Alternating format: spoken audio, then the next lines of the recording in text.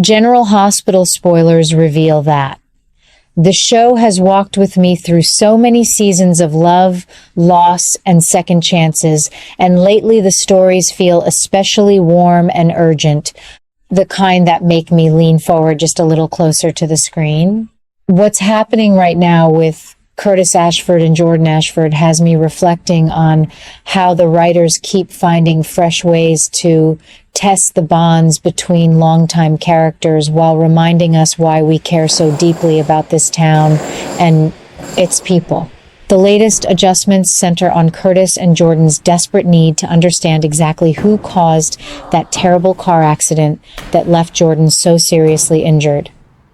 We all remember the night vividly. The swerve, the impact, the flames, and Jordan's burns and injuries have weighed heavily on everyone who loves her. Curtis, ever the protective soul, is channeling his worry into action, searching for answers with the same determination that once made him such a skilled investigator. This new direction feels different from the grand mob wars or hidden Cassadine secrets we followed in earlier decades. Instead of sweeping international conspiracies, we're seeing a more personal, grounded pursuit of truth right on the familiar roads leading into Port Charles. Curtis has zeroed in on Isaiah Gannon, convinced that the surgeon was on Route 91 that night and bears some responsibility for what happened. The confrontation building between them carries real heat. Not the explosive kind that leaves destruction, but the steady, emotional kind that comes when one man feels another may have failed to help someone in need. Curtis accuses Isaiah of driving past the scene without stopping to offer aid. And the evidence he's gathered, possibly from traffic camera footage he tracked down using his old investigative skills, seems compelling at first glance. I keep asking myself whether Curtis is seeing clearly through the fog of his own fear for Jordan, or if his need to protect her is coloring his judgment. The show answers that question gently so far by letting us see both sides. Isaiah was indeed on the road that night, heading to Lulu Spencer's house after an urgent call about young Rocco Falconeri's fever and worrying infection. He had promised to keep the visit quiet, and his delay makes perfect sense when you consider the other cars on that stretch of highway, Danny and Charlotte dealing with their own vehicle trouble, Brooklyn heading to Charlie's, and the general nighttime traffic that can slow anyone down.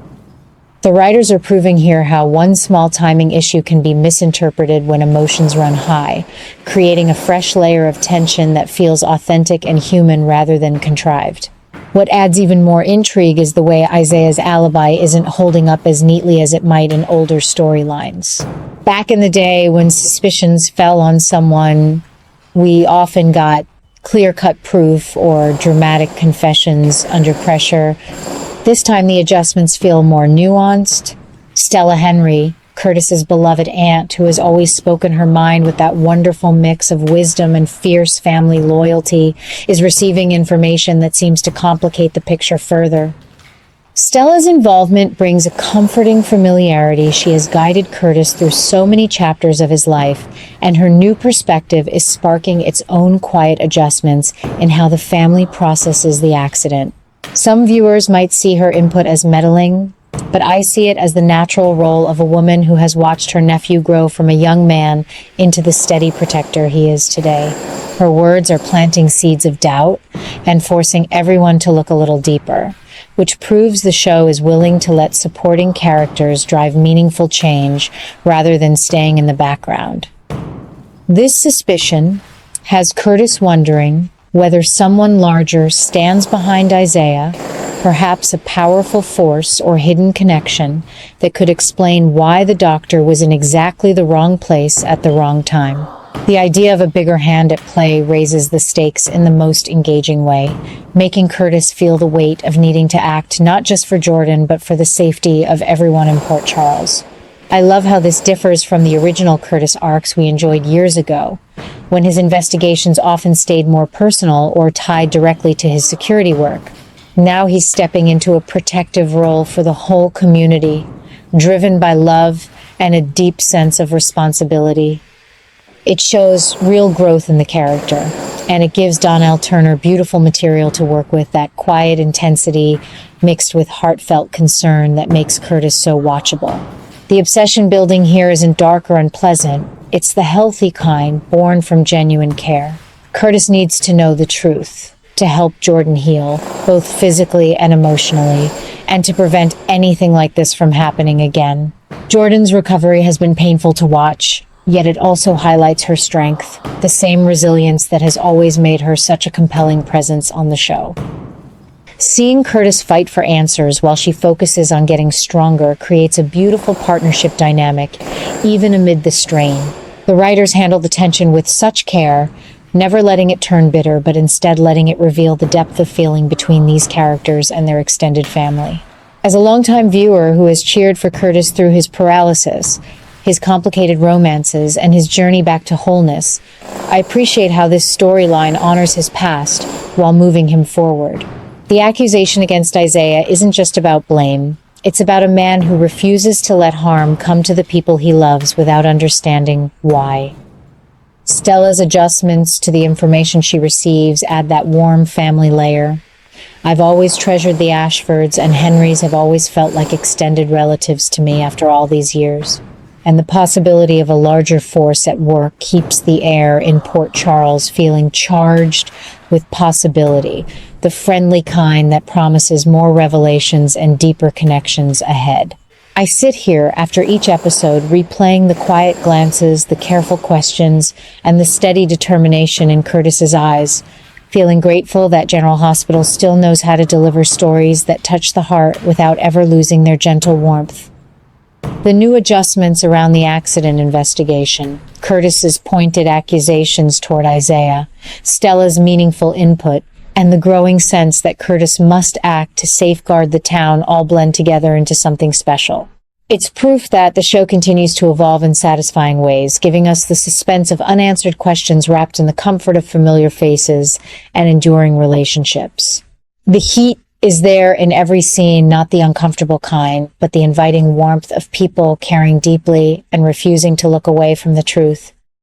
Jordan's road to recovery, Curtis's protective drive, Isaiah's stunned reaction to the accusations, and Stella's wise guidance all contribute to a chapter that feels alive and full of promise. I can't help but wonder what small detail will shift the picture next, and I know the writers will reveal it with the same thoughtful pacing that has kept me loyal for decades. Port Charles has always been a place where love and loyalty rise above the challenges, and this current storyline reminds me why I return day after day. Curtis stepping up to protect those he holds dear, even as he questions a respected doctor like Isaiah, shows the kind of quiet heroism the show does best. The adjustments keep coming, each one adding another layer of emotional richness without ever tipping into anything harsh.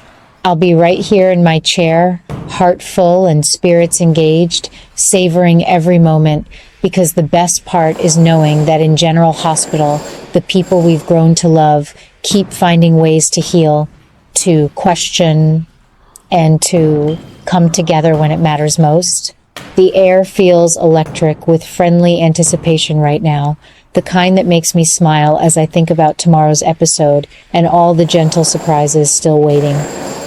Curtis's need to uncover the full story, his growing suspicions, and the way the town pulls together around Jordan's recovery prove once again that this remarkable program knows how to balance tension with tenderness. I wouldn't miss a single beat, and I suspect many of you feel the same warm pull that has kept us watching together all these wonderful years. There's so much heart and possibility unfolding, and I'm grateful to share it with fellow fans who understand exactly why these stories still matter so deeply. Lately, the developments surrounding Jordan Ashford's recovery and the growing tension with Dr. Isaiah Gannon have me reflecting on how the show continues to surprise us with fresh emotional layers while staying true to the deep connections we've cherished for decades. One of the most striking new adjustments is that Isaiah has become Jordan's primary doctor during her recovery from that frightening car accident. This revelation comes as quite a shock, doesn't it? After all the accusations Curtis has leveled at Isaiah for supposedly driving past the scene without stopping to help, having the same man now oversee Jordan's care feels like the kind of twist that raises the stakes in the most personal way. It takes the conflict beyond simple suspicion and places it right in the heart of the hospital, where healing and hurt often walk side by side. I keep asking myself how Curtis must be feeling, watching the man he believes failed his ex-wife now hold her well-being in his hands. The writers handle this shift with such care, turning what could have been pure confrontation into something more layered and human. It proves how General Hospital differs from the grand, explosive plots of earlier eras. Today's stories often find their power in these quiet, intimate complications that force characters to confront complicated feelings in familiar settings. Like hospital rooms, this new dynamic is already pushing everything further, creating ripples that touch not just Curtis and Jordan, but those closest to them. Isaiah's role as Jordan's doctor adds a layer of professional responsibility that makes any lingering distrust even more delicate. We see the careful balance the show maintains. Isaiah genuinely seems concerned for Jordan's progress, yet the history of that night on Route 91 hangs in the air like a gentle but persistent question. It's the kind of storytelling that keeps the warmth of long-term relationships intact while allowing natural tension to build without ever feeling harsh or unkind.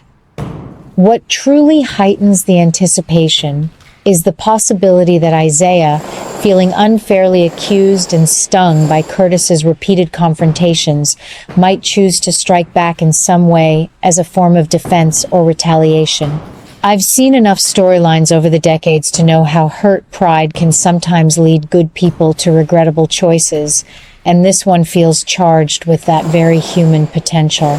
If Isaiah were to act against Curtis, perhaps through words, professional pressure, or something more direct, it could quickly escalate matters in ways none of us want to see. The thought of a new disaster unfolding for Jordan, who is still healing from her burns and injuries, or for Portia, who shares a growing closeness with Isaiah, adds a friendly sense of urgency to the episodes. It makes me lean forward, wondering how the writers will navigate these delicate waters. The beauty here lies in how this potential escalation differs from the vengeful arcs we followed in the past. Older tales often featured clear villains and dramatic takedowns, but the current chapter feels more nuanced, rooted in misunderstanding, protection, and the messy realities of blended lives in a small town. Curtis's protective instincts for Jordan remain strong and admirable, yet his accusations may be clouding his view of Isaiah's true character and intentions. Meanwhile, Portia's position, caught between her current relationship with Isaiah and her history with Curtis, brings an extra touch of emotional depth that the show explores with such sensitivity.